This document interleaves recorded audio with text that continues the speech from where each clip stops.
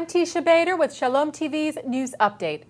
The Times of Israel reports that United States Ambassador to Israel Dan Shapiro told the online paper that Jerusalem and Washington are in sync regarding the Iranian nuclear program in his first reaction to Israel's Prime Minister Benjamin Netanyahu's speech at the UN on Thursday, where the Prime Minister reinforced his call for a clear red line to be drawn for Iran.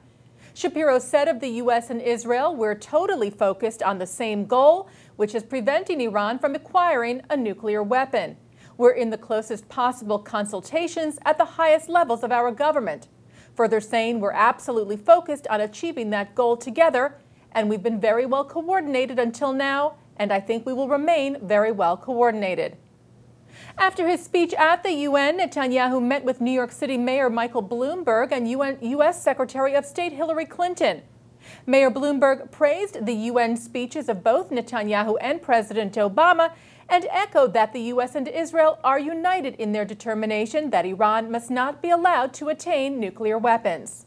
I thought President Obama gave an excellent speech in the UN, and he was absolutely right to say that Iran must not be allowed to obtain nuclear weapons.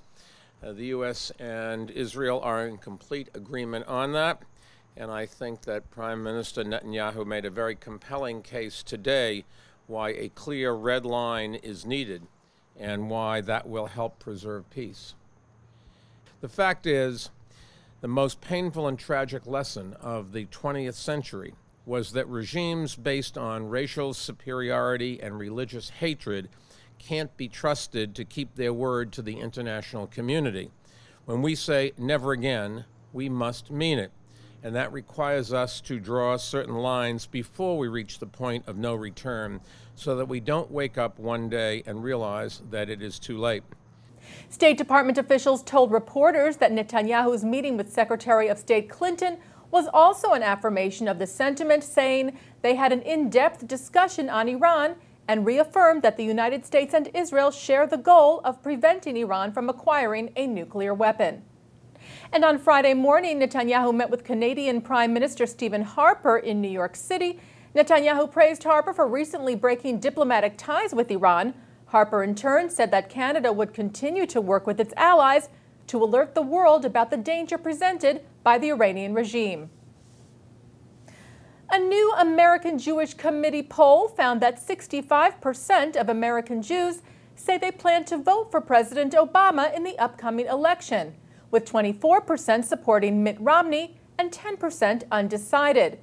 When the undecided were asked their preferences, 63% went for Obama with 27% for Romney. According to exit polls in the 2008 election, American Jews voted for Obama over Senator John McCain by a margin of 78% to 22%. When looking at a breakdown of this current AJC poll, according to denomination, conservative Jews support Obama 64% to Romney's 23%, with Reform Jews supporting Obama at 68% and Romney also at 23%. However, Orthodox Jews support Romney over Obama, 54% to 40%. According to the Jewish Voters Poll, the most important issues in deciding how to vote were first and foremost the economy, followed by health care, and then national security. In regards to Israel, 71% of those asked agreed and 27% disagreed with the statement, "Caring about Israel is a very important part of my being a Jew." 61% of those asked approved and 39% disapproved of the way President Obama is handling the U.S.-Israel relationship.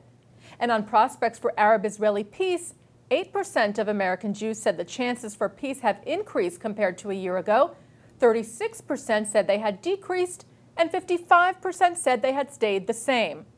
The poll of 1,040 American Jews was conducted on Knowledge Panel, a probability-based online panel, from September the 6th through the 17th, and the margin of error was plus or minus 5%. And finally, Barcelona FC, the Spanish League soccer club, has invited 3 Palestinians to attend its October 7th match against Real Madrid after Hamas on Thursday called for a media boycott of the games because the soccer club had given a ticket to the game to former captive Israeli soldier Gilad Shalit. Barcelona announced in a statement that it had accepted the Palestinian embassy's request for tickets for 3 Palestinians, namely soccer player Mahmoud al-Sarsak, who was held in an Israeli jail for 3 years on charges of being an unlawful combatant linked to the Palestinian Islamic Jihad movement. Sarsak was released this year following a hunger strike. Also invited the president of the Palestinian Football Union, Jibril Rajoub, and the Palestinian Authority ambassador. Several Arab media reports have said that Sarsak has refused the Barcelona invitation because Shalit will be present. There have been no reports regarding the other 2 invitees who are expected to attend. Gilad Shalit was released in a prisoner exchange last October after nearly 5 years in Hamas captivity. He now works as a sports columnist for the Israeli paper Yediot Aharonot. And that's Shalom TV's news update. I'm Teisha Bader.